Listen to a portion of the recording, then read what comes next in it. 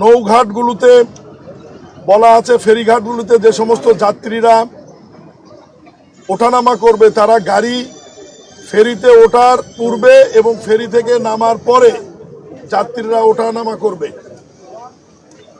Rail line এবং মহাসড়কের মধ্যে কোনো পশুর হাট বসানো যাবে না এবং ঢাকার যে পশুর হাটগুলি নির্ধারিত উত্তর এবং দক্ষিণ সিটি কর্পোরেশনের নির্ধারিত পশুর হাটের বাইরে নতুন করে যত্রতত্র কোনো হাট বসবে না। এ ব্যাপারে আইন শৃঙ্খলা বাহিনী এবং 2 সিটি কর্পোরেশন পদক্ষেপ গ্রহণ করবে এবং ওই মিটিংয়েরই অনুশাসন অনুযায়ী আজকে আমার নেতৃত্বে এই টিম আমরা গাবতলী পশুর হাট পরিদর্শনে এসেছি এবং প্রত্যেকবারই এই হাটে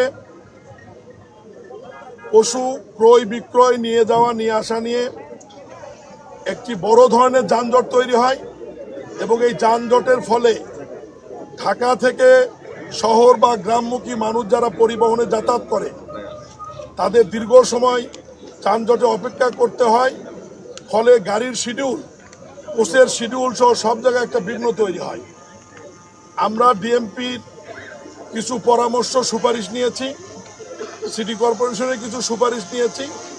সব সুপারিশ একত্রিত করে আমরা ইজাদদার, ডিএমপি এবং সিটি কর্পোরেশনকে আমরা কিছু নির্দেশনা আজকে দিয়েছি। সেই নির্দেশনা অনুযায়ী কাজ করবেন এবং ঈদের 7-10 দিন আগে পুনরায় সিটি কর্পোরেশনের প্রশাসকের নেতৃত্বে সকল আইন শৃঙ্খলা বাহিনী এবং সংশ্লিষ্ট ব্যক্তিরা এবং অন্যান্য হাটের ইজাদদাররাও বসে যাতে ক্রেতা বিক্রেতারা নির্বিঘ্নে পশু ক্রয় বিক্রয় করতে পারে এবং রাস্তায় যাতে কোনো যানজট না হয় এই বিষয়টি আমরা নিশ্চিত করার চেষ্টা করব এবং এখানে একটি নতুন রাস্তা হচ্ছে। এই রাস্তাটি আগামী 2-1 দিনের মধ্যেই কাজ সম্পূর্ণ হবে। এটা একটি বাইপাস রাস্তা বা সার্ভিস রোডও আমরা বলতে পারি। এই রাস্তার কাজটি সম্পূর্ণ হলে গাবতলী আমিন বাজারের যানজট অনেক অংশে কমে যাবে বলে আমরা মনে করি।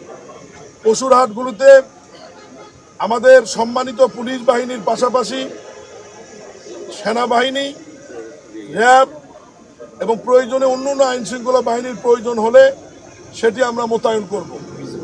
বিজিবিও মোতায়েন করা হবে। এর বাইরে এখানে স্বাস্থ্য ক্যাম্প থাকবে। নকল টাকা যাতে কেউ ব্যবহার করতে না পারে, এটা ব্যাংকের লোক মেশিন নিয়ে এখানে উপস্থিত থাকবে এবং পুলিশের আইন শৃঙ্খলা বাহিনীর পক্ষ থেকে অনেকগুলো ওয়াচ টাওয়ার থাকবে এবং ইজাদদার আইন শৃঙ্খলা বাহিনীর পাশাপাশি নিজস্ব ভলেন্টিয়ার নিয়োগ করবে। ফলে সব মিলিয়ে আজকে মাননীয় প্রধানমন্ত্রীর নির্দেশনা এবং অনুশাসন অনুযায়ী ওই মিটিংয়ের সিদ্ধান্ত অনুযায়ী আমরা আজকে এসেছি এবং মহান আল্লাহর ইচ্ছা আমরা আশা করি যে আগামী ঈদুল আজহার যে পশুর হাট এবং দেশবাসীর ঢাকা ছেড়ে যাওয়া এবং আসার রাস্তাগুলি যাতে নির্বিঘ্ন থাকে এ ব্যাপারে আইন শৃঙ্খলা বাহিনী সহ সংশ্লিষ্ট সকল মন্ত্রণালয় বিভাগ আমরা সজাগ আছি, থাকবো ইনশাল্লাহ। সবাইকে ধন্যবাদ। মাননীয় প্রতিমন্ত্রী, প্রশ্ন ছিল একটা, এটা দেখেছেন সেই সময় বিভিন্ন রকমের সরকার ছিল, বিনা ভোটে সরকার ছিল, সংবিধান বহির্ভূত সরকার ছিল বা অন্তর্বর্তীকালীন সরকার ছিল। এইবার জনগণের ভোটে নির্বাচিত সরকার এবং মাননীয় প্রধানমন্ত্রী প্রত্যেকটি বিষয়ে যে বিষয়গুলোতে ওনার মিটিং করবার কথা না বা অনুশাসন জারি করবার কথা না সেই বিষয়গুলো উনি সরাসরি নজরে নিয়ে আসেন এবং কথা বলেন। এবং আজকে যে আমরা এসছি এটা মাননীয় প্রধানমন্ত্রীর নির্দেশে এখানে আসছি। আমরা সরকারের পক্ষ থেকে এটুকু নিশ্চয়তা দিতে পারি যে রাস্তাঘাটে যারা কুরবানির গরু বা পশু নিয়ে যাওয়া নিয়ে আসা করবে চাঁদাবাজির কোনো ঘটনা ঘটবে না এবং ঘটলেও আইন শৃঙ্খলা বাহিনী সেগুলো কঠোর হস্তে দমন করবে। আর কিছু নির্দেশনা দিয়েছি। তারপরে আমি বলি, আমরা আনএক্সপেক্টেড কিছু ঘটনা ঘটে। গাবতলী হাটে গরুর টার্গেট 1 লক্ষ গরু আসবে, কোনো কারণে 1,30,000 গরু আসলো। আমাদের তো গরু যারা ক্রয় এবং বিক্রয় করে তারা তো আমাদের কাছে আগেই বলে না যে আমরা কত গরু নিয়ে আসবো এবং কত গরু কিনবো। সে ব্যাপারে আমাদের প্রস্তুতি থাকবে। আমরা শুধু এইটুকু বলতে পারি আমাদের মনিটরিং অব্যাহত আছে এবং ঈদের 2-1 দিন আগে এই টিম আমরা আবার আসব।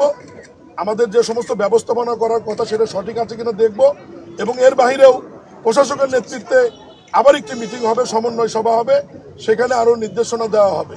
তবে আমি শুধু আপনাদেরকে এইটুকু বলতে পারি যে সাধারণ মানুষকে ভোগান্তির মধ্যে না রেখে তাদেরকে আরামদায়ক করবার জন্য যে সমস্ত ব্যবস্থাপনা করবার দরকার, আমরা সরাসরি মন্ত্রণালয়ের পক্ষ থেকে মন্ত্রীরা এবং আইন শৃঙ্খলা বাহিনী এবং প্রশাসক আমরা মাঠে এসেছি, দেখছি, আমরা কাজ করছি এবং মানুষের সুবিধার জন্য, জনগণের সুবিধার জন্য আমরা সবসময় মাঠে থাকবো। মাননীয় প্রশাসকের কাছে একটা প্রশ্ন।